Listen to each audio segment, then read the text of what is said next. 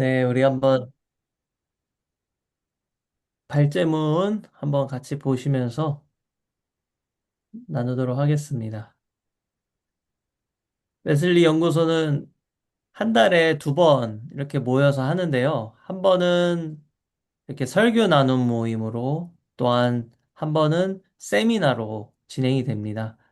그래서 웨슬리의 이 설교, 표준 설교집을 저희가 활천지에 게재를 하고 있고요. 그 게재 발표한 순서자들이 자신이 발표한 것을 이제 여기서 다시 한 번 더 나누는 그런 시간입니다. 그래서 이번 달 제가 7월 호에 활천지에 이제 편협한 신앙에 대한 경고라는 웨슬리 목사님의 설교를 요약하고 해설을 해놓은 것이 있는데요. 그거 한번 같이 읽어보는 식으로 진행을 하면 좋을 것 같습니다. 네, 화면 띄워 주십시오.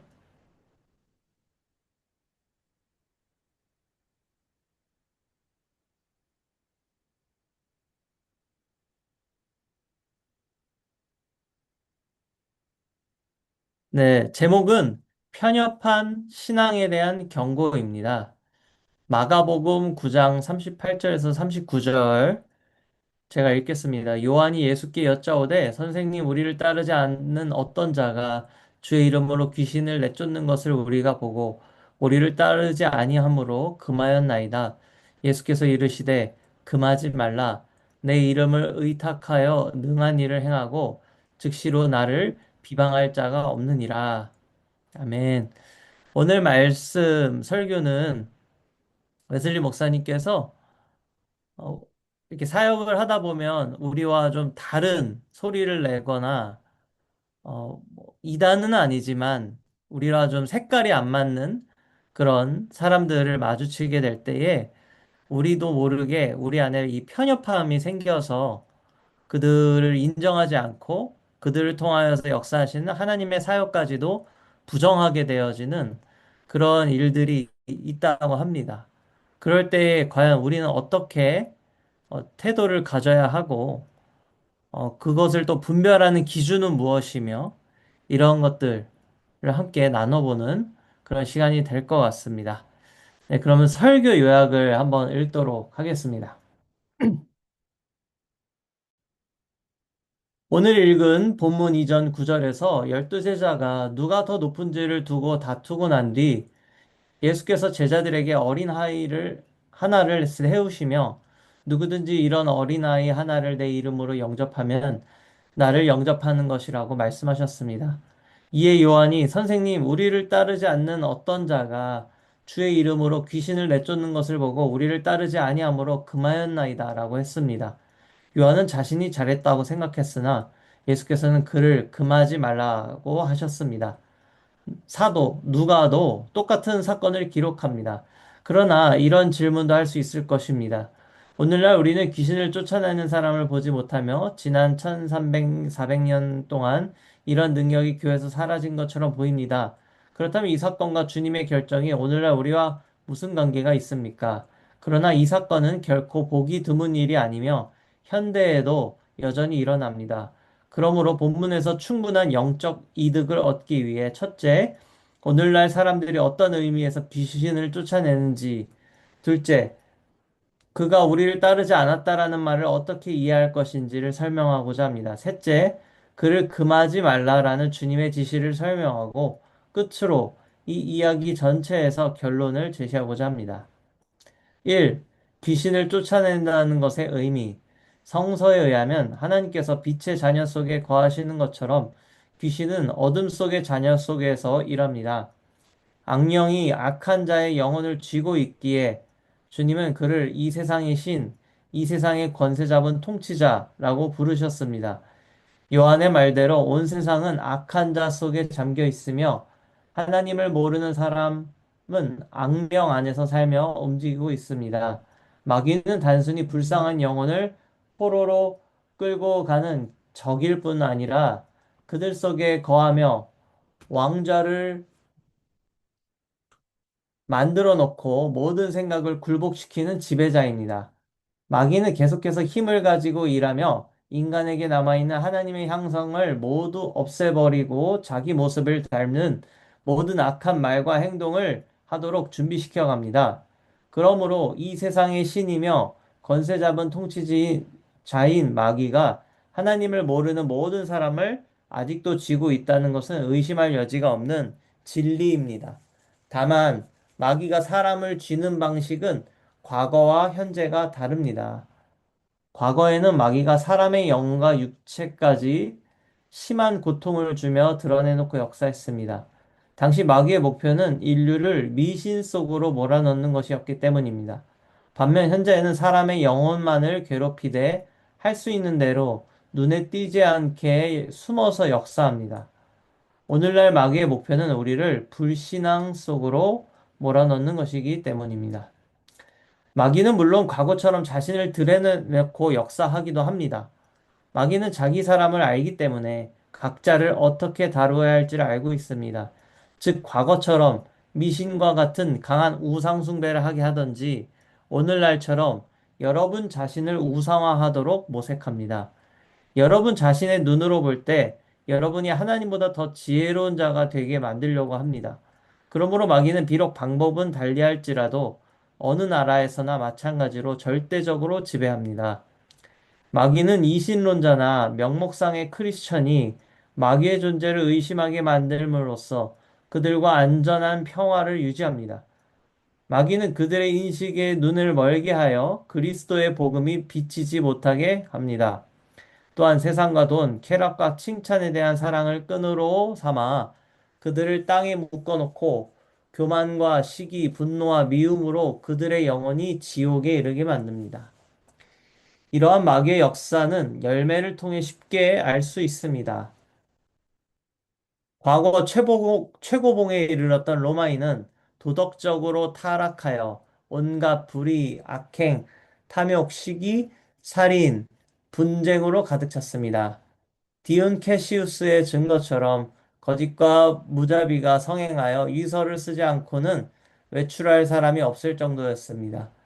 오늘날 현대 이교도 부족들 사이에서도 마귀의 역사는 뚜렷하여 자살과 존속살해 등이 벌어집니다. 심지어 크리스천이라 불리는 국가도 잔인한 행동과 피 흘림에 있어 이교도의 뒤를 쫓고 있습니다. 스페인, 포르투갈, 화란, 프랑스, 그리고 영국까지 토착민을 몰살시키는 일을 자행했습니다. 현재 영국 안에서도 거짓 맹세, 술주정, 간음, 도적, 살인이 창궐하고 있으며 위선자, 거짓말쟁이, 착취자 속에서 마귀가 효율적으로 역사하고 있습니다.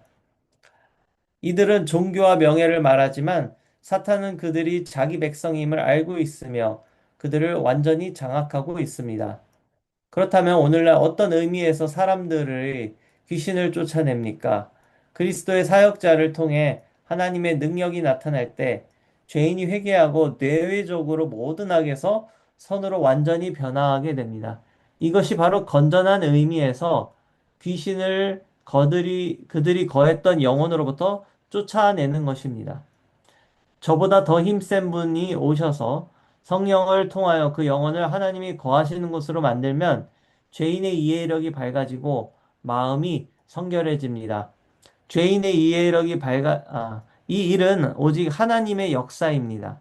다만 하나님은 사람을 도구로 삼아 그리스도의 이름으로 이 일을 행하게 하십니다. 이때 하나님은 강한 자를 부끄럽게 하시려고 약한 자를 택하시고 지혜 있는 자를 부끄럽게 하시려고 어리석은 자를 택하십니다. 이는 하나님 앞에서 어떤 육체도 스스로 영광을 차지하지 못하게 하려 하심입니다. 그러나 귀신을 쫓아내는 그 사람이 우리를 따르지 않는다면 우리는 그를 말려야 합니까? 요한은 그가 우리를 따르지 않기 때문에 못하게 했습니다. 라고 했고, 그것이 충분한 이유라고 생각했습니다. 이 표현은 다음과 같은 의미가 있습니다. 첫째, 그가 우리와 외적인 관계가 없다는 뜻입니다. 상호 관계 속에서 함께 일하고 있지 않으며 복음을 전하는 일의 동역자가 아니라는 의미입니다. 주님이 추수할 일꾼을 보내실 때 그들이 모두 서로를 관계를 맺고 행동해야 한다는 법은 없습니다. 그가 우리와 같은 파가 아니다라는 의미입니다. 둘째로, 크리스천 사이에서도 수많은 파가 갈라져 서로 상대를 물리칠 태세를 갖추고 그가 우리를 따르지 않는다라는 말을 되풀이합니다. 셋째, 종교적 견해가 우리와 다르다라는 뜻입니다. 물론 한때는 모든 크리스천이 한 마음 한 뜻이 되었던 시절이 있었지만 처음으로 성령이 충만하였을 때 곧 모두의 의견 일치는 얼마 못 가 상실되었고 사도들 사이에서도 각기 다른 견해가 나오기 시작했습니다. 마찬가지로 오늘날 다양하게 존재하는 신학적 견해 속에서 누군가 귀신을 쫓아낼 때 그가 우리의 교리적 견해를 따르지 않을 수 있습니다. 그는 도덕, 율법의 본성, 하나님의 영원한 섭리, 은혜의 효험, 궁극적 구원 같은 중요한 문제에서 우리와 아주 다른 생각을 가질 수 있습니다. 넷째, 실천적 방식이 다를 수 있습니다. 그들은 우리 교회의 예배 방식을 인정하지 않고 칼뱅이나 루터의 방식을 따르는 것이 유익하다고 판단할 수 있으며 교회 정치 형태에 의심을 가질 수도 있습니다. 성례를 집례하는 방식이나 대상에 대해서도 차이가 있을 수 있으며 이에 따라 우리 사회로부터 분리되어 우리 교회에 속하지 않은 상태일 수 있습니다. 다섯째, 더 강한 의미로 우리가 교리상으로 철저히 잘못되었거나 위험한 미신, 우상숭배의 죄를 짓는다고 믿는 교회에 그가 속해 있을 수 있습니다. 전통을 따르느라 하나님의 계명을 무용하게 만드는 교회에 속해 있는 그는 큰 거리감 속에서 우리를 따르지 않는 것입니다. 여섯째, 판단뿐 아니라 감정에 있어서 우리와 큰 거리를 두고 우리를 적대시하는 경우입니다. 종교적 불일치에서 생긴 원한이 깊어서 그들은 우리에게 편견을 갖고 우리의 인격과 신념을 나쁘게 생각하며 우리가 하는 일을 방해합니다. 그들에게는 우리가 하는 일이 마귀의 일로 보이기 때문입니다. 이것이 가장 강한 의미에서의 우리를 따르지 않는 것입니다. 그러나 본문의 사도 요한이 말한 사람이 이 정도로 엇나간 사람이었다고 볼 근거는 없습니다. 주님은 내 이름으로 기적을 행하는 사람이 쉽게 나를 나쁘게 말하지는 못할 것이다 라고 말씀하셨습니다. 어떤 사람이 우리와 교제가 없고 판단과 실천과 감정이 아주 다를지라도 그가 귀신을 쫓아내는 것을 본다면 주님께서는 말리지 말라라고 지시하십니다. 그렇다면 어떤 사람이 귀신을 쫓아낸다는 충분하고 합리적인 증거는 무엇입니까? 첫 번째, 우리 앞에 있는 사람이 전에는 뚜렷하게 인정하는 죄인이었다라는 것. 두 번째, 그가 이제는 죄인이 아니라 죄를 끊어버리고 크리스천으로서 삶을 살고 있다는 것. 세 번째, 이 사람의 설교를 듣고 이러한 변화가 생겨났다는 것. 만일 이 세 가지가 명백하고 부인할 수 없다면 이 사람이 귀신을 쫓아내는 사실을 반대할 수가 없습니다. 그렇다면 말리지 마십시오. 여러분의 권위나 논쟁이나 설득으로 그를 방해하지 않도록 조심하십시오. 하나님이 그에게 주신 능력을 사용하지 못하게 막지 마십시오. 만약 그가 마귀와 당신에게 자리를 내주고 만다면 수많은 영혼이 그들의 죄악으로 멸망할 것입니다만 그들의 피는 하나님께서 여러분의 손에서 찾으실 것입니다. 그렇다면 만약 그가 평신도라면 어떻게 합니까? 그 사람이 귀신을 쫓아낸 것에 대한 확실한 증거가 있다면 여러분의 영혼을 걸고라도 말리지 마십시오. 하나님이 그와 함께 계시지 않는다면 아무도 이런 일을 할 수 없습니다. 그가 사람을 사탄에게서 하나님께로 인도했다면 그의 사명은 입증된 것입니다. 확실한 기적을 인정해야 한다면 무슨 양심으로 그에게 더 이상 말을 못하도록 막겠습니까? 어떤 이들은 사역자에게 외적 소명이 절대적이라 주장하며 이 영광은 이론과 같이 하나님의 부르심을 받아야 한다. 히브리서 5장 4절이라는 말씀을 인용합니다. 그러나 이는 잘못된 인용입니다. 아론은 설교가 아니라 희생 제물을 바치기에 부름받은 것이며 오늘날 사역자는 제물이 아니라 설교를 하는 것이기 때문입니다. 또한 사도행전 8장을 보면 예루살렘 교회 박해가 일어나 사도회에 모두가 흩어졌을 때 흩어진 사람들이 말씀을 전하면서 전국으로 두루 다녔습니다.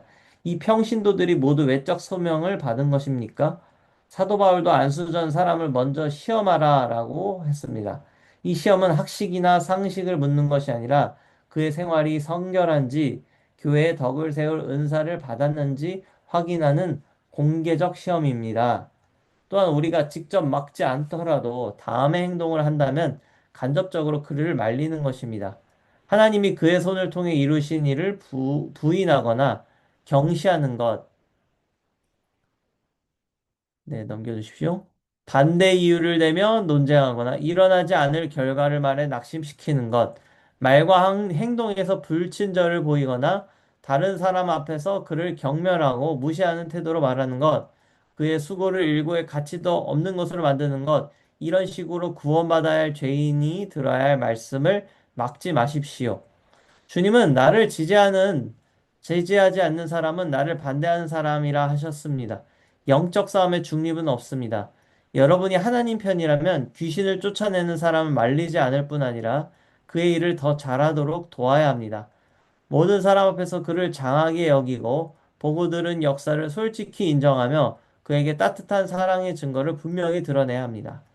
결론, 편협한 신앙에 대한 경고. 그가 우리를 따르지 않기 때문에 직접 간접으로 그를 말린다면 우리는 편협한 신앙의 소유자입니다. 편협한 신앙이란 우리 주장, 우리 교회, 우리 종교만을 너무 강하게 좋아하고 직접한 나머지 자신과 다른 이가 하나님의 능력으로 귀신을 쫓아내고 있음에도 그를 말리는 태도입니다.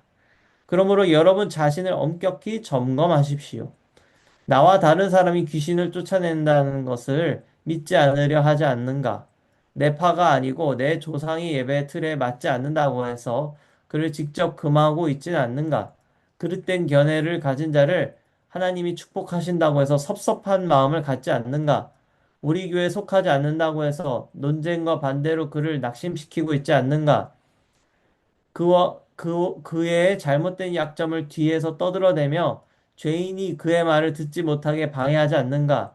만약 그렇다면 여러분은 오늘날까지 편협한 신앙을 가진 사람이었습니다. 만약 천주교도나 아리우스파, 소시누스파, 심지어 유대인이 귀신을 쫓아내는 것을 보더라도 내가 그를 말린다면 나 역시 편협한 신앙을 가진 것입니다. 우리는 모든 경우에 있어서 구체적인 도구가 무엇이든 하나님의 손가락을 인식하고 인정해야 합니다. 하나님의 역사 안에서 기뻐하고 감사하며 그분의 이름을 찬양하십시오. 그가 사명을 다할 수 있도록 활동 범위를 넓혀주고 친절을 베풀며 끊임없이 그를 위해 기도하십시오. 끝으로 다른 사람이 편협한 신앙을 가졌다고 해서 그것이 나의 편협한 신앙에 대한 구실이 될 수 없습니다. 설령 사도들처럼 귀신을 쫓아내는 다른 이가 역으로 여러분을 못하게 말릴지라도 똑같이 보복하지 마십시오. 악을 악으로 갚지 마십시오. 그가 여러분을 말릴지라도 여러분은 그를 말리지 마십시오. 오히려 깨어 기도함으로써 그를 향한 사랑을 확증하고 온갖 좋은 말을 해 주십시오. 어느 위인, 칼뱅이 유명한 고백을 본받으십시오. 루터가 나를 보고 수백의 악마 덩어리라고 하도록 놔두십시오. 그렇다라도 나는 계속해서 그를 하나님의 사자로 존경하겠습니다. 아멘. 설교 해설입니다. 교회는 때로 외부의 공격보다 내부의 편협함 때문에 더 약해진다. 웨슬리의 편협한 신앙에 대한 경고는 이러한 문제를 다루는 설교입니다. 이 설교는 단순히 타 교파를 존중하자는 겉면이 아닙니다. 하나님께서 분명히 일하고 계심에도 불구하고 그 사람이 우리 편이 아니라는 이유로 그 사역을 인정하지 못하는 인간의 배타성을 향한 날카로운 경고입니다.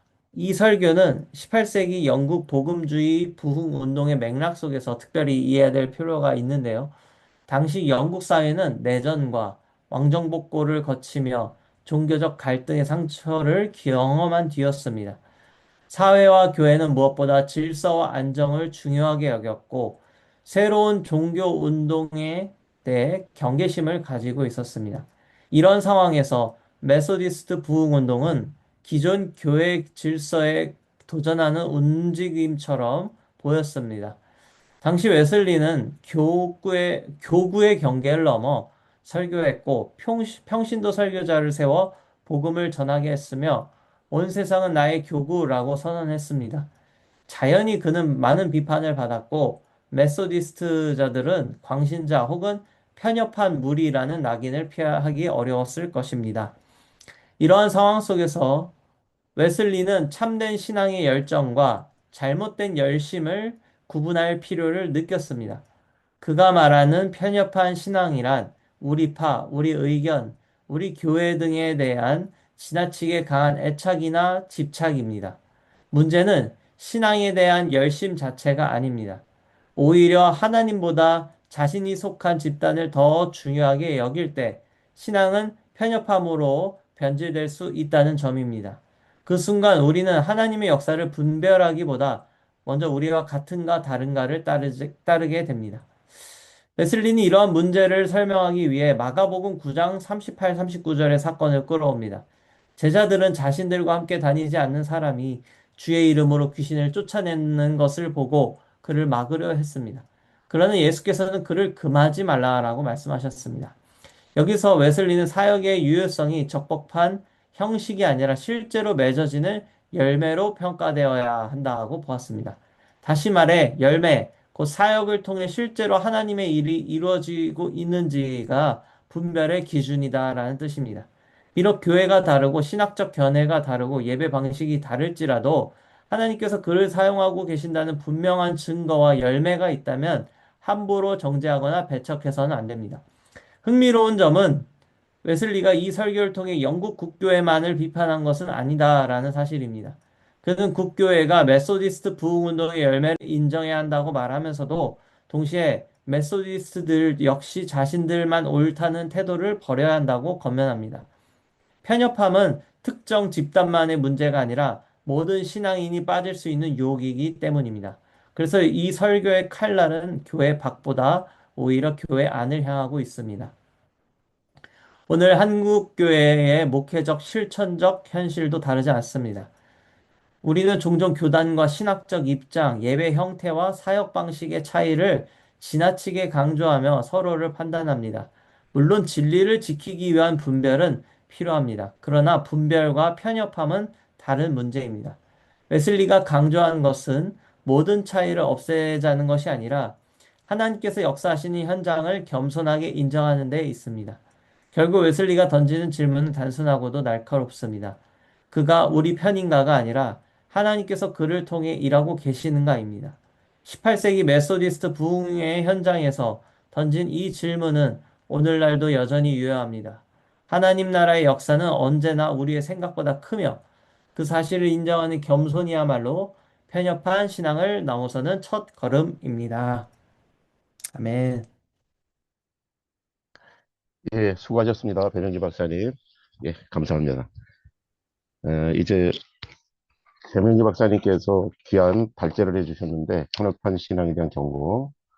혹시 그, 먼저, 그, 우리 배명기 박사님께서 이 전체적인 어떤 설교 내용을 통해서 이렇게 나중에 이렇게 배명기 박사님이 이렇게 쓰신 글도 있지만은, 그냥 문장이나 아니면 뭐 간단한 어떤 그런 핵심 강조점이 무엇일까 다시 한번 핵심적으로 말씀드린 다음에 그 다음에 토론에 임했으면 좋겠습니다. 네, 여기서 일단은 귀신 들린 것을 이제 약간 축사하는 것처럼 이제 오늘날 우리의 관점으로 보면 좀 해석을 할 수 있을 것 같은데요. 사실 웨슬리 목사님이 말씀하신 귀신을 쫓아낸다는 것은 좀 더 넓은 차원인 것 같습니다. 왜냐하면 이미 모든 사람들이 귀신의 어떤 사단의 종노릇 하고 있었던 것에서 예수 그리스도를 영접할 때에 그 귀신이 쫓아내진다. 즉, 사단의 종에서 하나님의 종으로 바뀐 받았다. 그것을 약간 이제 복음을 통해서 변화되는 과정, 복음을 통해서 주인이 바뀌어지게 되는 이런 것에 전체적으로 귀신을 쫓아낸다라고 표현을 하는 것 같습니다. 물론 그 과정 속에서 실제로 막 사람들이 울부짖기도 하고 어떤 괴성을 지르기도 하고 웨슬리 목사님께서 복음을 전하실 때에 실제로 그런 은사들, 그런 기적들이 나타났죠. 하지만 웨슬리 목사님이 중요하게 여겼던 것은 은사주의가 아니라 복음을 전하고 말씀을 전하는 것이 더 우선시였고 그럴 때에 이런 현상들이 나타났다라는 것.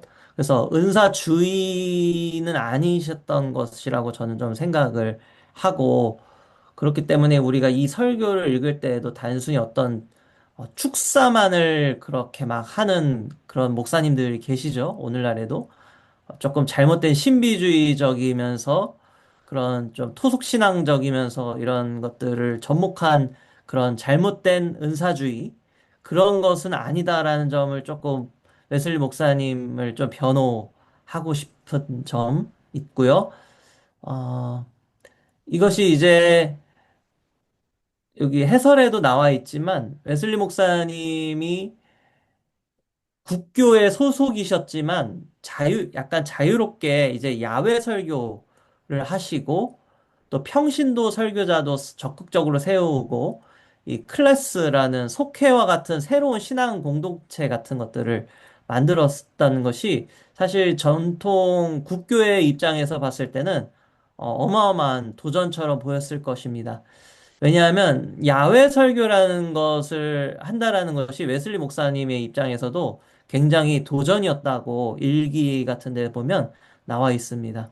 항상 그런 국교회에서 정해준 그런 바운더리, 그리고 그런 교구, 지역, 자신의 지역을 넘어서 설교하는 것은 그 다른 교구의 담당 교구장 목사한테 굉장한 신뢰와 마치 오늘날로 말하면 성도를 빼앗는 것 같은 그런 것이었기 때문에, 왜냐하면 영국 사회가 단순히 종교적인 국교가 종교적인 영역뿐만이 아니라 어떤 봉사라든지 이런 사회적이라는 건지 금전적이라는 거든지 이런 모든 것들을 약간 영향을 미치고 있었던 그런 국교의 상태였기 때문에 이 교구가 굉장히 중요했고 그 교구를 넘어서 전 세계가 나의 교구다라는 마음으로 사역을 했던 이 웨슬리 목사님의 이 태도가 국교의 입장에서 보기에는 조금 도전적인 형태로 비춰질 수 있다. 하지만 웨슬리 목사님은 그런 1차적으로는 그런 국교에 대해서 나의 사역에 있어서 이런 열매들을 보고 나를 판단해 달라. 어떤 그런 시스템에 있어서 시스템이 좀 다른 것 가지고 나를 판단하는 것이 아니라 나의 사역의 열매를 가지고 나를 한번 판단해 달라라고 말씀을 하고 계시고 또한 이 칼날이 메소디스트 안에서도 편협한 신앙을 갖고 있는 사람들에게 우리도 다른 뭐 예를 들어 장로교에서 이러한 열매들이 일어나면 그런 것들을 온전히 겸손하게 인정해야 된다라는 식으로 또 이렇게 얘기하는 그런 이중의 칼날을 갖고 있는 설교였던 것 같습니다. 네, 이상입니다. 아, 예. 감사합니다. 이렇게 설교를 또 다른 또 자세하게 또 풀어주셔가지고 또 이해하기 좋았습니다. 그럼 혹시 실례가 안 된다면 우리 유재성 교수님께서 들어오셨는데요. 우리 유재성 교수님께서 혹시 이 웨슬리의 이 설교에 관련돼서 조금 더 이렇게 첨언하거나 아니면은 또 해석이나 설명할 부분이 있으시면 말씀해 주시면 감사드리겠습니다.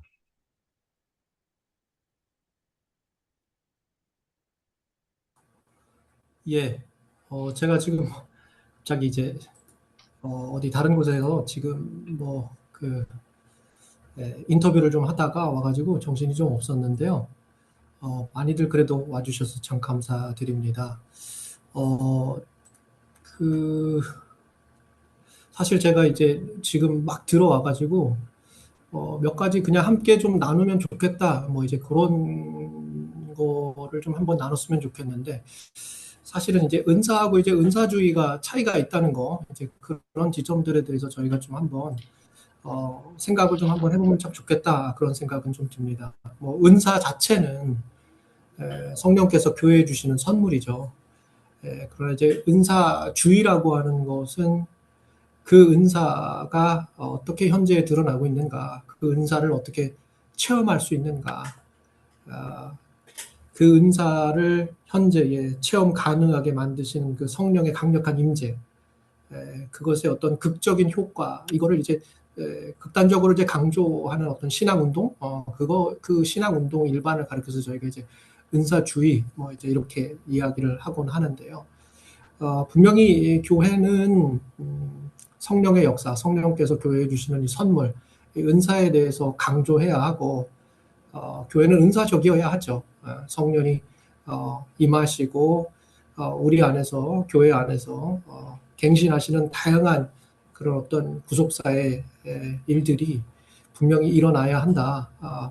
성령의 역사가 지금도 공동체에게 또 각 사람에게 유익을 준다라고 하는 측면을 분명히 강조해야 하지만, 그렇다고 해서 저희가 이제 은사주의에 빠질 이유는 없다.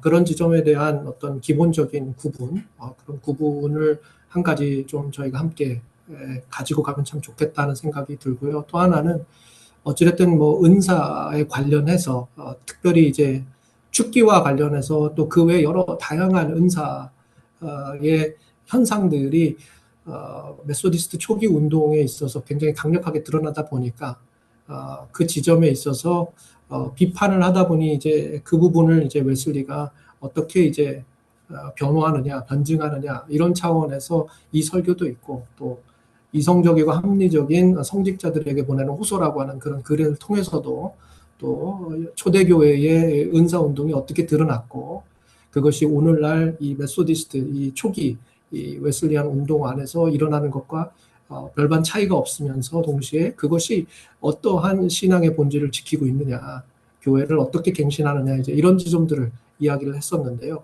그 연장선상에서 오늘 설교도 있지 않나 그런 생각을 하면서 동시에 저희가 그 은사라고 하는 것을 고린도전서 12장에 국한해서 좀 한번 좀 다시 한번 생각을 해보면 좋겠다 이런 생각도 듭니다.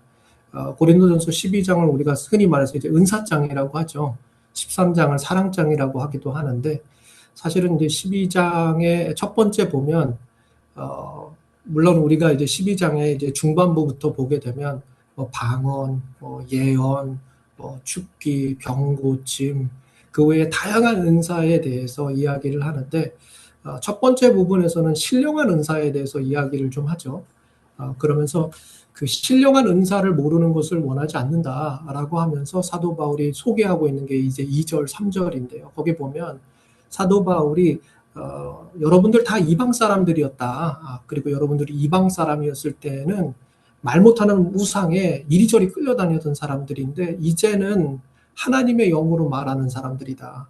성령의 힘을 입어서 여러분들은 이방 사람들과 같이 우상에 끌려다녀서 우상을 주로 섬기는 자가 아니라 예수를 주로 섬기는 자들이 되었다. 그러면서 예수 그리스도를 여러분들의 인생과 삶의 퀴리오스, 주님으로 고백하는 것 자체가 하나님의 영의 능력이고 그것이 신령한 은사, 하나님의 영으로 베풀어 주신 선물이다. 이제 이런 식으로 이야기를 하면서 은사라고 하는 것이 누군가의 전유물이 아니라 누군가가 과시할 수 있는 것이 아니라 선물로 주신 것이고, 그 선물의 궁극적이고 가장 신령한 것은 그리스도를 주로 받아들이는 거다. 이제 이런 이야기를 하면서 이 신령한 은사를 강조하는 한편 이제 그 외에 여러 가지 다양한 은사의 줄기들을 소개하고, 그리고 나서 마지막에 12장에 가서 이 모든 것보다 더 좋은 은사를 소개한다고 하면서 우리가 잘 알고 있는 13장 사랑장으로 넘겨가면서 웨슬리가 신령한 은사와 더불어서 가장 좋은 은사로 사랑의 은사를 소개를 하고 있는데요. 이런 큰 흐름 안에서 우리가 이 은사라고 하는 것도 좀 이해를 했으면 좋겠다. 결국에 가장 중요한 은사는, 가장 신령한 은사는 사랑과 그리스도 예수를 주로 고백하는 것이다라고 하는 어떤 이런 바울의 이런 가르침에 따라서 은사에 대한 저희의 생각, 은사주의에 대한 어떤 개념적 구분, 이런 것들을 함께 좀 살펴보면 참 좋겠다. 그런 계기가 됐으면 좋겠다. 은사에 대한 편협한 시각을 좀 극복했으면 좋겠다. 이제 이런 생각을 좀 더불어서 해보게 됐습니다.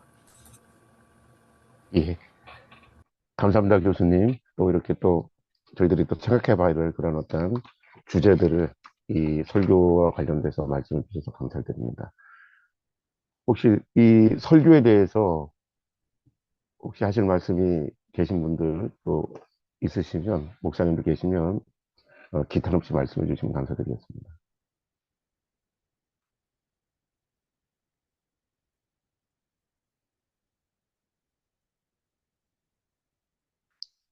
없으면 이제 제가 잠깐 저는 이제 어떻게 이 설교를 읽게 됐냐면 이제 설교를 이, 받아들이며 해석하는 방식에 있어서 저는 어, 우리 대명지 박사님하고 유세성 교수님께서 이렇게 은사에 관련된 그리고 웨슬리가 어떻게 은사에 대해서 이야기했고 이 부분을 어떻게 이게 설교로 녹여냈는가 뭐 이런 부분들을 말씀해 주셨고요. 저는 100% 동의합니다. 그러면서 또 이제 저는 어떤 평신도적 입장에서 이렇게 바라볼 때 어떤 생각을 했냐면은 이 마귀의 일이라고 하는 것,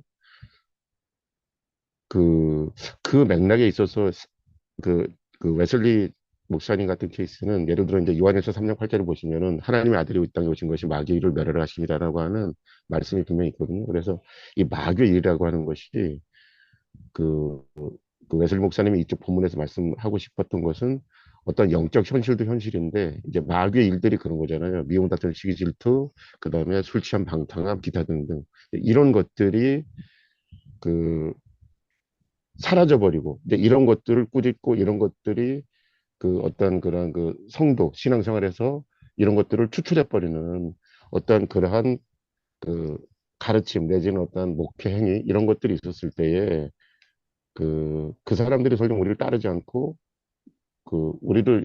우리를 지지하지 않더라도 그들의 사역 자체가 마귀의 현저한 일들을 해소하는 그러한 열매들이 나타난다고 한다면은 그러면은 비판하지 말고 같은 어떤 범죄를 너무 좋지 않겠는가 이제 그런 어떤 맥락으로 가령 이거 이제 과장법이라고 저는 생각을 하는데 설령 여기 보시면은 그런 말씀까지 하세요.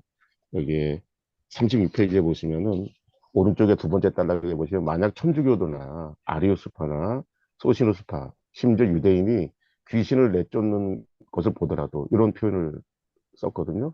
이건 뭐냐면은 천주교나 아리우스파나 소시누스나 유대인이 옳다라는 말이 아니고 어떤 거에 대한 강조법인데 설령 이런 사람들의 어떤 미니스트리를 통해서 소위 말해서 뭐냐면 말씀에서 말하고 있는 사단의 마귀의 어떤 현저한 일들이 저들 통해서 일소가 된다고 한다면은 그 굳이 뭐냐면은 저들이 어떤 사역을 말릴 필요가 없지 않는가 뭐 이런 맥락으로 저는 읽었거든요. 그래서 이들의 어떤 신앙이나 이들의 어떤 교리를 인정한다기보다는 이제 존 웨슬리가 그것만큼 뭐냐면 마귀의 일들을 일소하는 거, 마귀의 일들을 멸하는 거 이런 것들이 어떤 미니스트리의 어떤 열매다라는 그런 관점에서 사실 어떤 미니스트리에 있어서 마귀의 일들이 멸해질 때 그때는 우리를 따르지 않고 우리를 지지하지 않더라도 거기에 대해서 우리가 반대나 아니면은 비판하지 말라 뭐 이런 맥락으로 저는 어떤 실천적으로 한번 읽어봤습니다.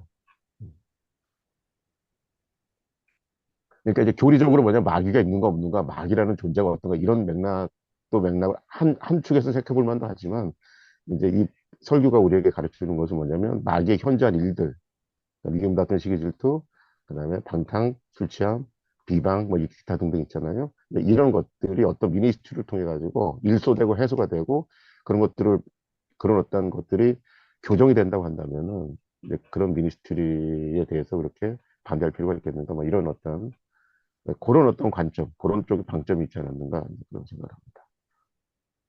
네, 이건 저희 하나의 해석이었습니다. 또 다른 질문이나 아니면 여기 이제 오늘 배명기 박사님도 웨슬리 전공하셨고 우리 유재승 박사님은 이제 웨슬리의 전문가시니까 그 아주 여러 가지 궁금한 사항을 질문하시거나 아니면 목회 현장에서 이 설교를 어떻게 여러분들이 이해하고 해석할 것인지에 대해 여러분 나름대로 어떤 관점이 있다면 기탄 없이 말씀해 주시면 감사드리겠습니다. 사실 웨슬리가 설교한 걸 저희가 지금 거의 한 200여 년 이후에 그걸 그대로 갖다가 쓴다는 거라기보다도 편협한 믿음에 대해서 웨슬리가 경고한 지점들을 저희가 조금 더 깊이 한번 좀 돌아보면서 생각을 하면 참 좋겠다 그 생각이 좀 들어요. 요즘 제가 사실은 이제 개인적으로 이제 뭐 이것저것 뭐 시도를 하고는 있는데 제 나름대로의 영성 생활을 위해서 하고 있는 것 중에 하나가 그냥 이제 많이는 아니고 히브리어나 아니면 헬라어나 그냥 뭐 하나 그냥 집히는 대로 그거 하나 잡고 한번 좀 그냥 그거 가지고서 좀 깊이 좀 묵상해 보는 시간을 아주 짧게 갖고 있어요. 아주 짧게 갖고 있는데 사실 오늘 한 게, 오늘 이 설교하고도 맞물려서 좀 나누면 참 좋겠다. 이제 그런 생각이 들어서 좀 나누고자 하는데요. 그 성경 본문에 보면은 유난히 그 특정 어구가 이렇게 반복되는 걸 볼 수가 있어요. 그래서 이제 그 특정 어구가 반복되는 걸 보다 보면 그게 이제 뭐 그 특정 어구를 썼던 그 성경 저자의 어떤 스타일일 수도 있겠고 아니면 그 본문을 관통하는 어떤 뼈대가 될 수도 있을 텐데요. 제가 오늘 사실은 본 게 뭐냐면 여호와께서 누구누구에게 이르시되라고 하는 그 특정 어구였어요. 여호와께서 아브람에게 이르시되, 여호와께서 이삭에게 이르시되, 여호와께서 야곱에게 이르시되. 그래서 이게 히브리어로는 보니까 바요메르 아도나이 엘이라고 그러는데 이게 아브람에게도 요 어구가 있고 이삭에게도 요 어구가 있고 야곱에게도 이 어구가 딱 있어요. 동일하게 반복이 되는데 각각에게 주시는 말씀은 다르더라고요. 그게 너무 오늘 되게 저한테는 좀 되게 큰 은혜가 됐는데요. 그게 이제 사실은 편협한 믿음에 대한 경고, 오늘 웨슬리의 이 설교를 제가 좀 받아들이는데 조금 더, 좀 더 그 툴이 되지 않았나 생각이 돼서 좀 나누려고 하는데, 하나님께서 아브람에게 이르시되, 그 바요메르 아도나이 엘 아브람이라고 할 때 그때 주시는 말씀이 할라크였어요. 그러니까 아브람에게 하나님이 떠나라는 거예요. 너는 고향 친척 아비 집을 떠나라 이렇게 말씀을 하셨는데 동일한 어구를 그대로 갖다 쓰는데 이삭에게는 정반대의 말씀을 주시는 거예요. 샤칸이라고 하는 말을 쓰더라고요. 그러니까 떠나라는 게 아니라 머물라는 거예요. 그 자리를 지키라는 거예요. 그 컨텍스트가 뭐냐면 이삭이 흉년이 애굽에 들어서 모든 사람들이 사방팔방 다 애굽을 떠나는데 하나님이 여호와께서 이삭에게는 남으라는 거예요. 샤칸하라는 거예요. 그런가 하면 야곱에게는 뭐라 그러냐면 이 사람이 이제 삼촌 라반 댁에서 이거저거 산전주전 다 겪어가지고 너무 힘들고 어려운 가정 가운데 자리를 잡았는데 슈브라고 하더라고요. 그러니까 돌아가라는 거예요. 예.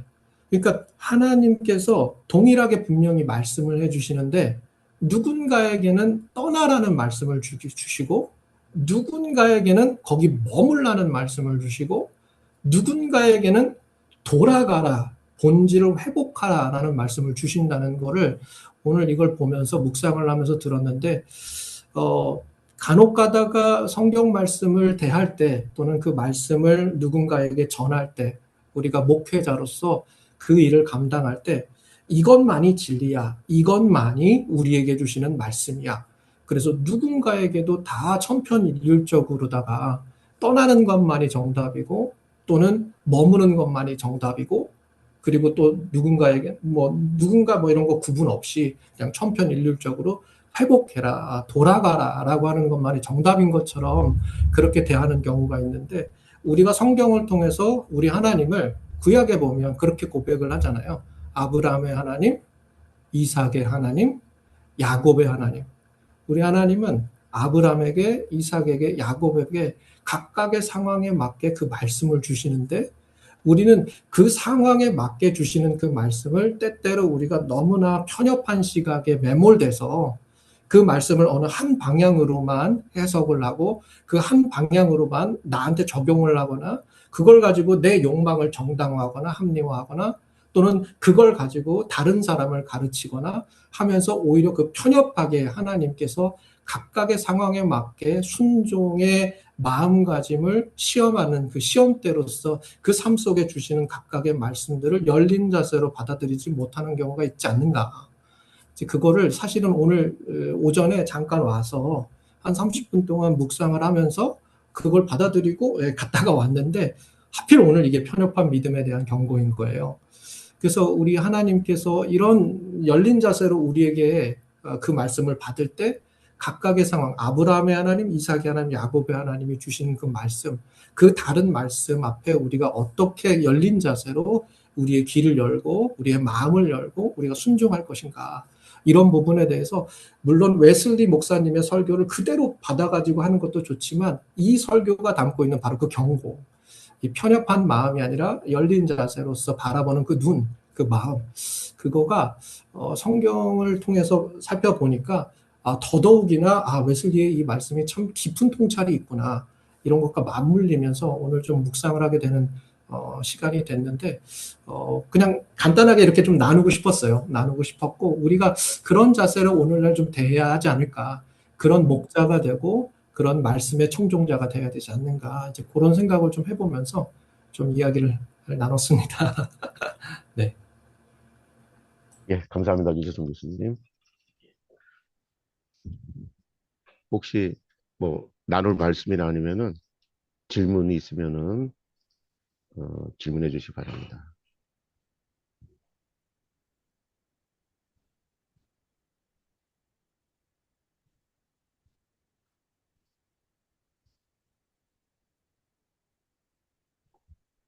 유재성 교수님 말씀을 제가 받아서 조금 귀하게 그 은혜 받았는데요. 그러니까 어떤 하나님 말씀 속에서는 떠나라, 머물러라, 돌아가라라고 하는 그 동일한 하나님께서 말씀하셨는데 그렇게 이제 말씀하신다고 하시면서 이제 저희들이 어떤 그런 편협한 어떤 신앙을 좀 이렇게 넓혀야 되지 않겠는가 이제 그런 말씀해 주셨습니다. 저는 그런 생각을 했었는데 그, 그 아브라함의 상황이 있고 아브라함이 처해 있는 신앙적 어떤 상황이 있고 또 이삭이 처해 있던 신앙적 상황이 있었고 그다음에 그 야곱이 처해 있던 신앙적 상황이 있었는데 하나님께서는 각각의 그 맞게 어떨 때는 딴 사람이 볼 때는 야곱의 입장에서는 아니면은 이삭의 입장에서는 아브라함에게는 정반대의 말씀을 하셨고 또 아브라함 입장에서 볼 때는 이삭에게 또 정반대 말씀하셨는데 이게 어떤 정반대 말씀이 아니라 하나님께서는 각각의 그 사람이 처해 있는 신학적 실존 그 부분에 있어서 이렇게 하시고 저렇게 하시고 저렇게 하시기 때문에 우리가 이렇게 타인의 어떤 그 신앙이나 그런 것들을 되게 큰 하나님의 섭리 가운데서 봐야 되지 이렇게 내가 해왔던 것과는 다르다라는 개념에서 비판할 수는 없다 뭐 이런 맥락으로 저는 좀 보겠습니다. 그러니까 다 누구나 다 그 나름대로 이 그 짊어져야 되는 십자가의 크기와 어떤 무게가 좀 다른 것 같고 상황이 좀 다른 것 같아서 그런 것 같습니다. 근데 저는 이제 어떤 분하고 계속 이제 오랫동안 같이 교제를 하면서 하는데 이분은 이제 그 막노동을 하면서 신앙을 하시고 나름대로 이제 하나님 일을 하시는데 그 그분이 쓰는 언어나 그 사유 방식이나 아니면 이런 것들이 사실은 굉장히 오랫동안 같이 이렇게 친구처럼 지냈는데도 굉장히 낯설어요. 제가 교수가 되고 나서는 더 이렇게 그 고민스러울 정도로 막 낯선 그런 어떠한 그런 표현이나 아니면 사유 방식, 내지 신앙에 대한 어떤 그런 고백들이 근데 여하튼 간에 그럴 때마다 생각합니다.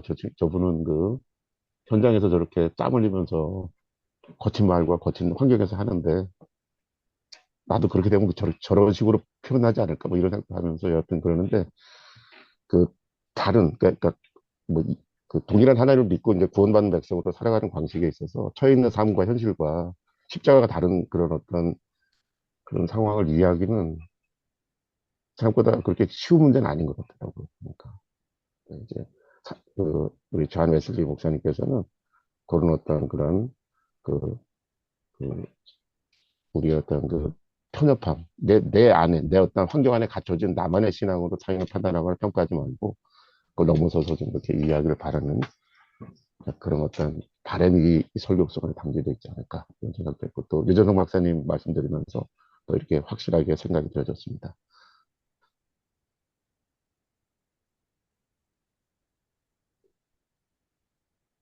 그 신성철 목사님께서 말씀에 네, 가능하시면, 예, 말씀해 주시면 감사하겠습니다. 아이고, 지금 밖에 비가 안 오나요? 아, 막 폭포수 같은 비가 우리 학교에 조금 아까 있었어요. 그래가지고 오죽하면은 제가 그 선교회 앞에 차를 댈 데가 없어서 여기 지금 주차장 우리 백순현 주차장 지하 2층에 내려와가지고 아주 안전하게 이렇게 참석하고 있습니다. 저는 오늘 우리 이재성 박사님, 또 배명주 박사님, 또 우리 오성욱 박사님, 전 너무너무 감사하고 우리 주님께서 그 편협에 대해서 교훈하신 거 우리가 이 성결 운동하면서 마땅히 우리가 마음에 가져야죠.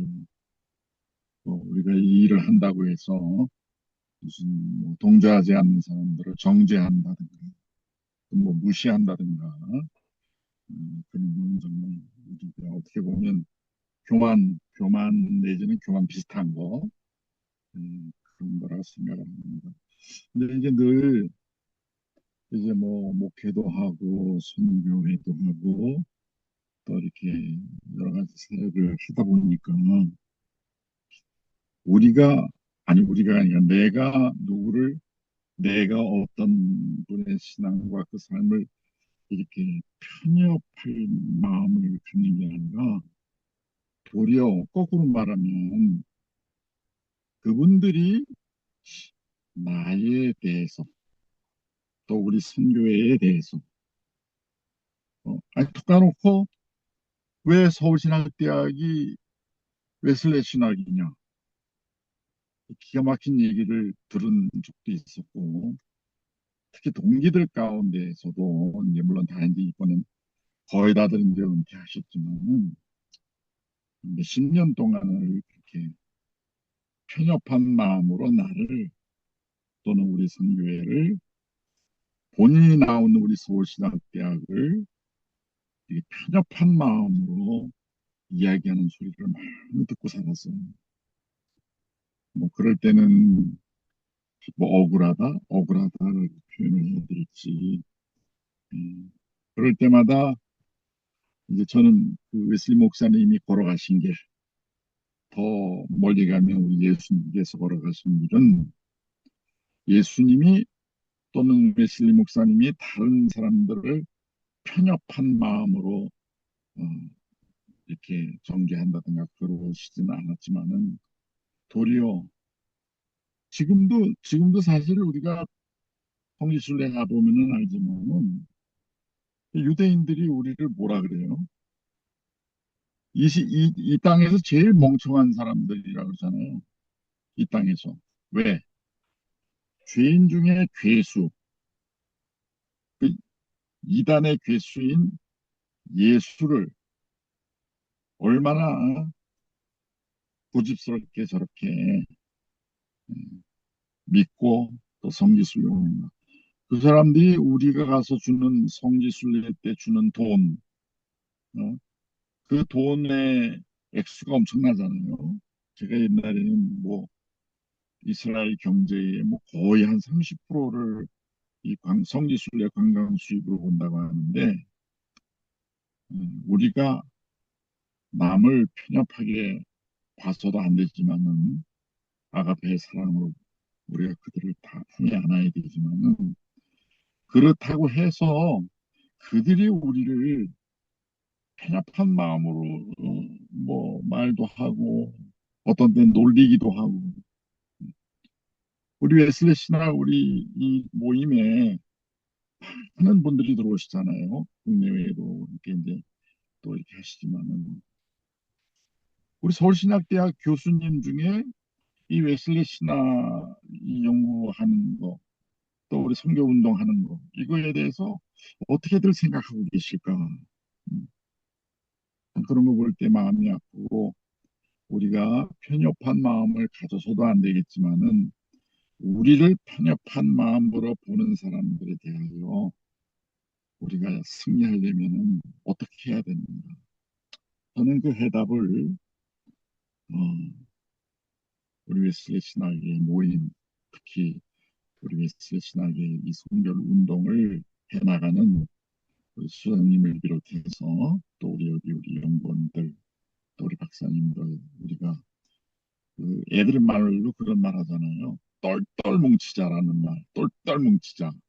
그러니까 편협한 마음으로 똘똘 뭉쳐서는 아니 되지만은 진리를 사수한다고 하는 그런 마음을 가지고는 우리가 정말 똘똘 뭉쳐서 우리를 놀리든 뭐 또 정죄하든 무슨 뭐 여러 가지로 우리에게 대해서 얘기하더라도 우리는 주님의 승리, 웨슬리 목사님의 승리를 우리 뒤따라가야 되지 않을까 이런 생각을 해요. 그래서 최근 들어서 요거는 우리 몇몇 분들한테 제가 얘기했는데 우리 서울신학대학교가 제대로 하나님의 뜻을 받들어서 나간다면 우리 성결교회의 미래가 조금이라도 밝아질 수 있겠지만 만약에 여기에서 그런 성결의 신앙과 신학과 또 ES에 대한 이런 어, 생각을 우리가 해나가지 않는다면 미래가 어둡지 않을까. 그러지 않아도 저희 동기 때도 어, 그런 일이 많이 있었는데 100%다 그렇게 편협한 마음으로 저를 보거나 그런 건 아니에요.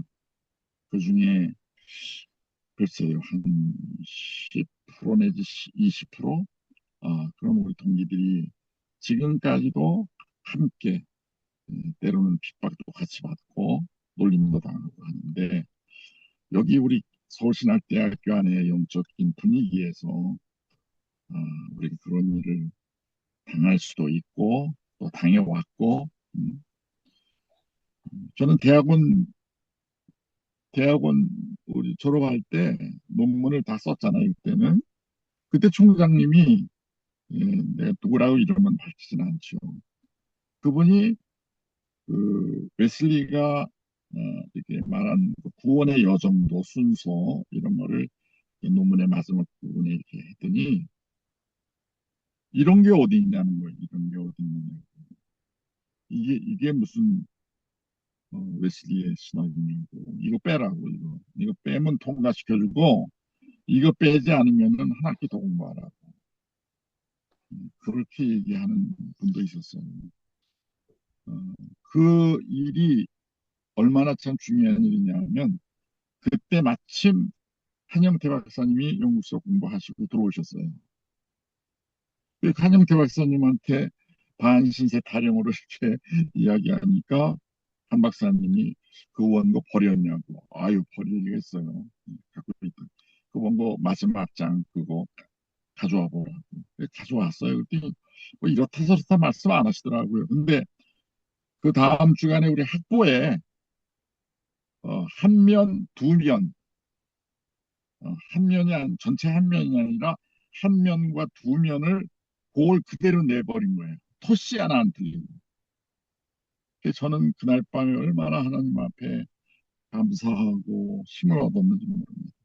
좀 얘기가 조금 길어졌지만은 우리 웨슬리 목사님의 교훈을 우리가 생각해서 우리가 남을 편협하게 예, 바라봐서는 안 되고 말해서도 안 되겠지만은 우리를 향한 그런 그 어려움, 우리를 향한 그런 것들이 말도 안 되는 정말 그런 일을 당할 때 우리가 승리할 수 있는 것은 뭉치는 수밖에 없다. 그 외에는 제가 해보니까 방법이 없는 것 같아요. 뭐 성결복음 페스티벌을 하고 뭐 모시고 다니면서 뭐 좋은 음식 나누고 해도 그들의 마음이 그런 우리 김성환 교수님이 늘 얘기하는 것처럼 보슬비 또는 이런 비가 우리 몸을 적시는 것처럼 우리는 인내심을 가지고 꾸준히 해나가야 됩니다. 하는 얘기를 제가 참고하면서 오늘 이 자리에 들어오신 우리 연구원들이나 또 우리 뭐 감리교 또는 우리 성결교회 우리 목사님들 또 신학생들이 있다면은 정말 똘똘 뭉쳐서 진리를 사수하는 그런 마음을 가지고 나가야 되지 않을까 이런 생각을 해봅니다. 좀 제 마음이 최근에 당하는 여러 가지 일들을 보면서 마음이 조금 뭐랄까 그런 게 있어서 좀 오래 얘기를 했어요. 죄송하고 미안합니다. 예, 감사합니다. 우리 신석주 목사님께서 또 다른 각도의 말씀을 해주셨습니다. 그러니까 이제 우리가 다른 사람을 편협하게 봐도 안 되지만 다른 사람들 하여금 우리가 편협하다는 어떤 그런 그 오해 앞에서 또 우리가 또 조금 더 이렇게 그 한마음으로 또 이렇게 그 편협하지 않, 그러니까 뭐라고 해야 됩니까? 그런 어떤 오해와 그런 어떤 무리해를 우리가 받다 치더라도 우리가 하는 이 길이 옳은 길이라고 진리의 길이고 말씀의 길이고 또 우리 전통 성경교회 전통의 길이라고 한다면은 우리 같이 또 뭉쳐서 이걸 또 지켜야 되는 그런 맥락도 있다. 또 이런 또 좋은 또 그런 전망을 저에게 주셨습니다.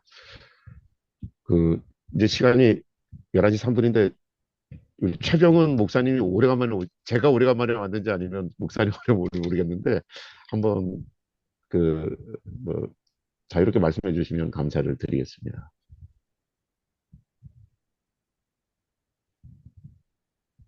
음소거가 됐습니다. 예, 예, 예, 감사합니다.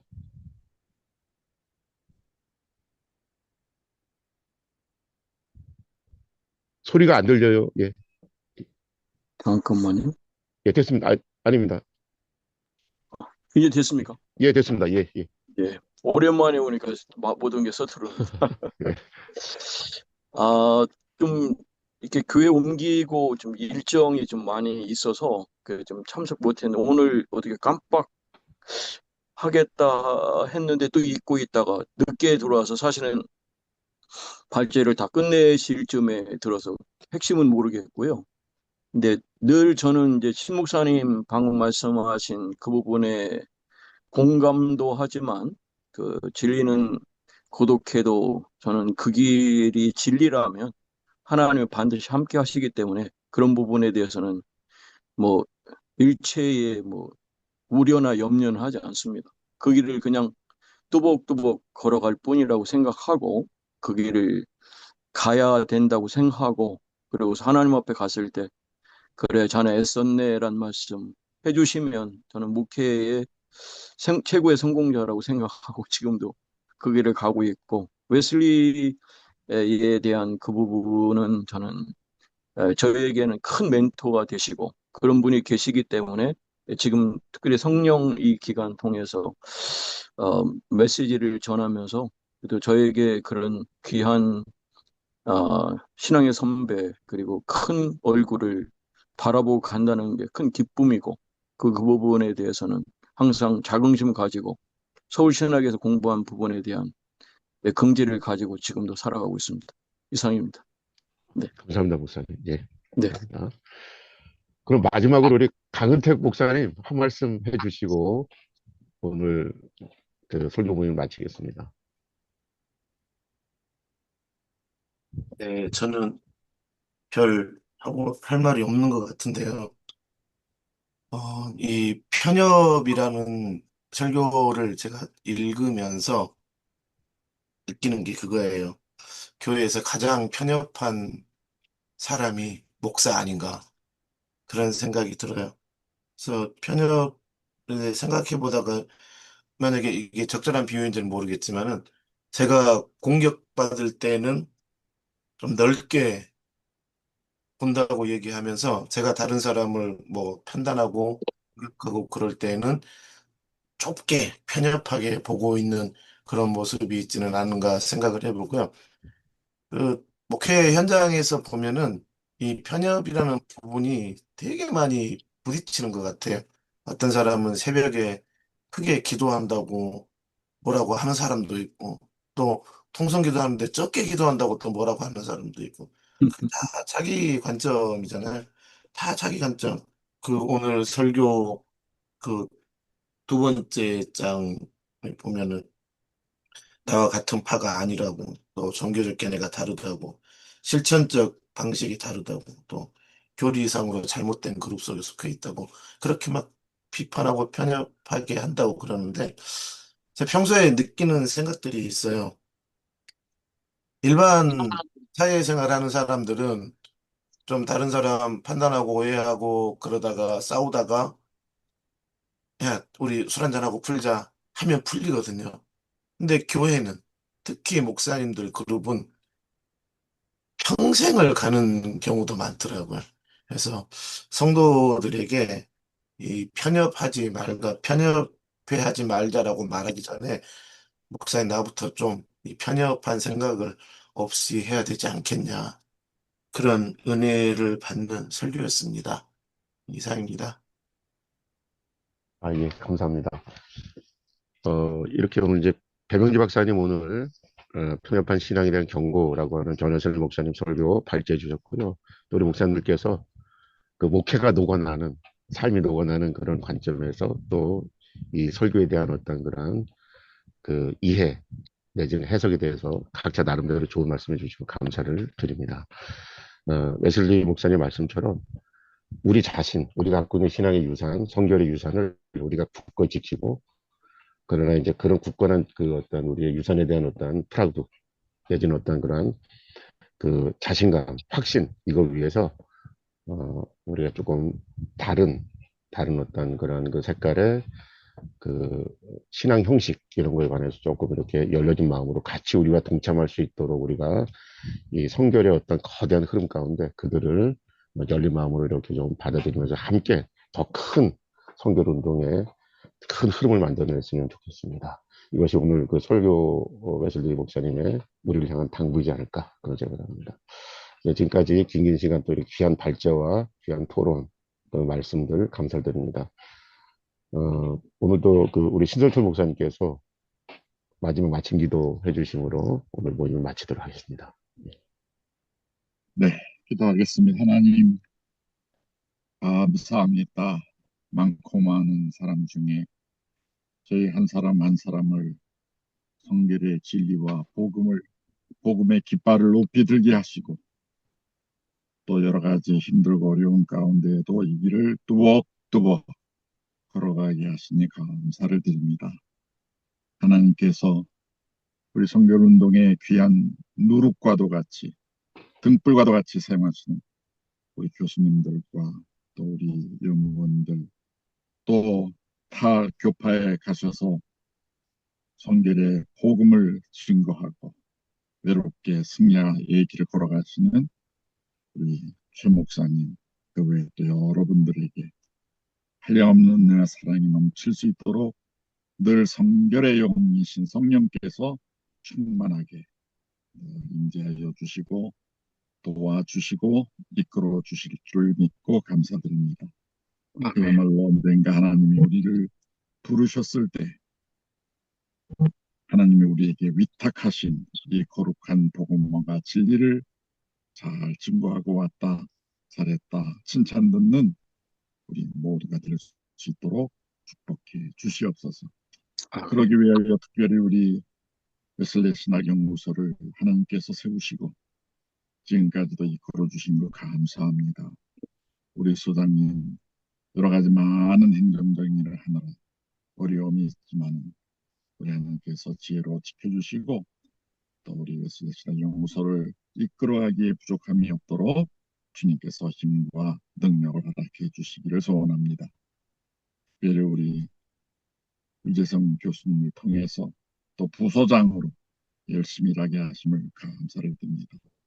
하나님께서 웨슬리 신학을 전공케 하셨고 또 귀한 우리 교수님으로 세워주셨사오니 그 뜻을 잘 이루어 나가는 우리 교수님에게 도와주시옵소서. 우리 오성욱 교수님 또 그 외 많은 여러 우리 성결 복음의 동지들 모두에게도 주께서 함께하여 주시고 특별히 이 모임에 참석하는 사람들의 수가 늘어날 수 있도록 진리의 깃발을 높이 함께 들 수 있는 용사들을 허락하여 주시옵소서. 한 주간에도 함께하여 주실 줄 믿사오며 우리를 위하여 우리의 중생과 성결을 위하여 우리의 기독자 완전을 위하여 물 한 방울 피 한 방울 남김없이 흘려주신 우리 구주 예수 그리스도의 이름으로 기도 간구드리옵나이다. 아멘. 예, 감사합니다. 수고하셨습니다. 네, 감사합니다. 감사합니다.